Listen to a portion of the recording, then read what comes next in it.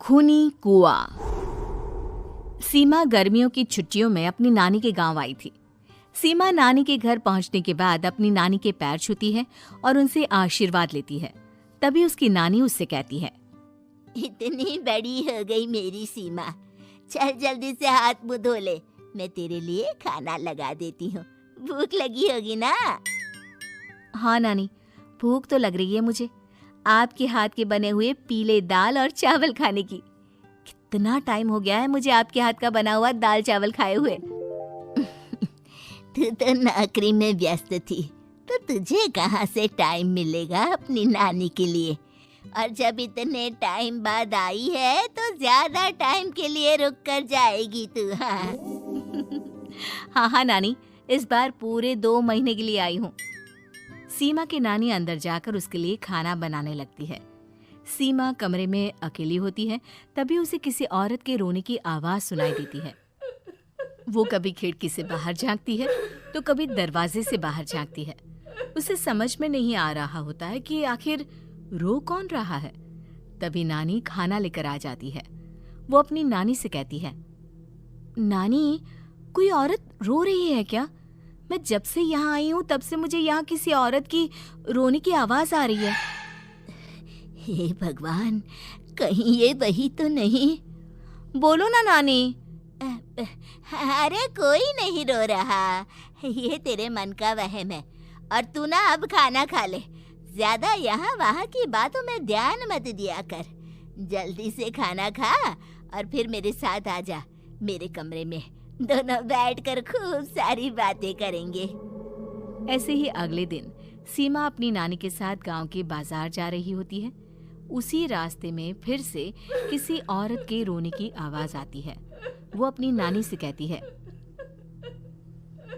अरे नानी, क्या सच में तुम्हें अभी भी किसी औरत की रोने की आवाज नहीं सुनाई दे रही? मुझे किसी औरत की बहुत बुरी तरीके से रोने और चीखने की आवाजें आ रही हैं। मैं बहुत परेशान हूँ नानी, आखिर ये कौन है? मुझे लगता है कि सीमा को शहर भेज देना चाहिए, यहाँ रहना उसके लिए ठीक नहीं। नानी बोलो ना, आप चुप क्यों हो जाते हो? सीमा, तू घर चल, मुझे तुझसे बहुत जरूरी बात करनी है।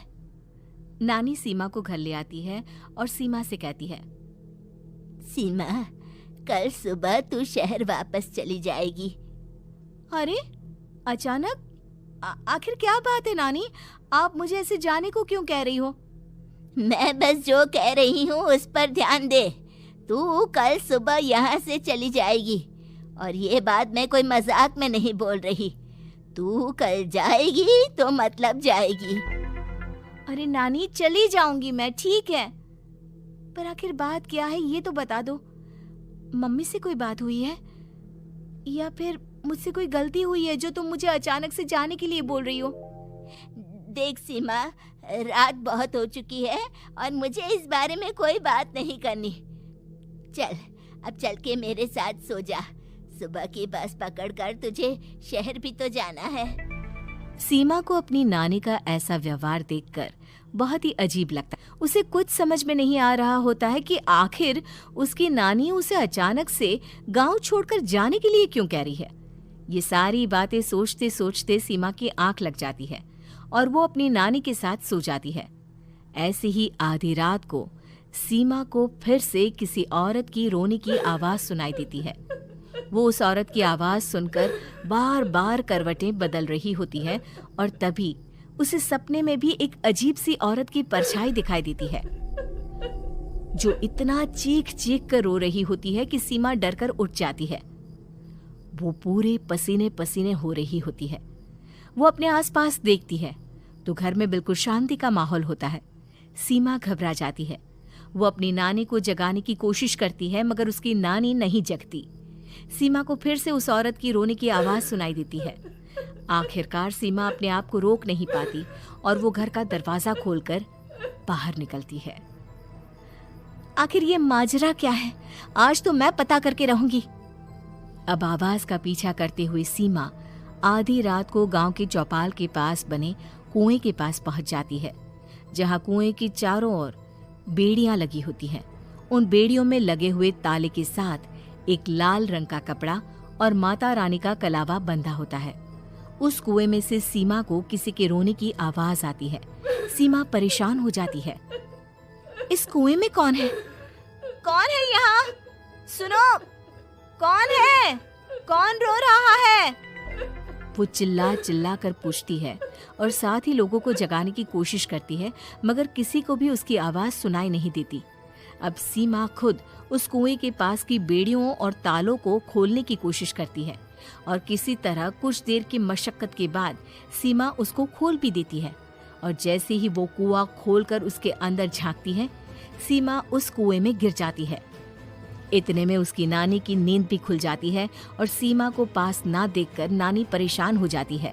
नानी घबराकर पूरे घर में उसे ढूंढने की कोशिश करती है, जिसके बाद उसकी नानी और सभी लोग उस खूनी कुएं के पास जाते हैं और सीमा की नानी कुएं के पास खड़ी होती है। सभी गांव वालों और सीमा की नानी को सीमा के चिल्लाने की आवाज आती है। बचाओ, कोई मुझे बचाओ। मेरी बच्ची, हम आ गए, हम तुझे बचा लेंगे। नानी, मुझे यहाँ बहुत डर लग रहा है। यहाँ इंसान की कटी हुई मुंडिया, हाथ, पैर और कंकाल है और खून भी है। नानी, मुझे डर लग रहा है। आप सब मेरी मदद कीजिए, नहीं तो ये खूनी कुआं मेरी बच्ची को भी खा जाएगा। अरे मुझे तो ये समझ में नहीं आ रहा कि आखिर इस खूनी कुएं को खोला किसने। सालों पहले इसको इतनी मुश्किलों के बाद तांत्रिक बाबा ने बंद किया था। अरे पूरा गांव खूनी कुएं के बारे में अच्छे से जानता है, तो कोई भी जानबूझकर तो ऐसा करेगा नहीं। मतलब किसी ने अनजाने में इसे खोल दिया है भैया। सीमा को इस बारे में मालूम नहीं था और जब से वो यहाँ आई थी तभी से उसे किसी औरत के रोने की आवाज़ें भी सुनाई दे रही थी। कहीं सीमा ने ही तो उसे नहीं खोला। अगर ऐसा है तो फिर सीमा का बचना बहुत मुश्किल है। वहीं कुएं के अंदर सीमा रोते हुए बैठी होती है कि उसे आवाज सुनाई देती है जो कुएं के बाहर खड़े गांव वालों में से किसी को सुनाई नहीं देता। आज सालों के बाद मुझे ताजा खून मिलेगा। तेरा खून पीकर आज मैं अपनी प्यास बुझाऊंगा।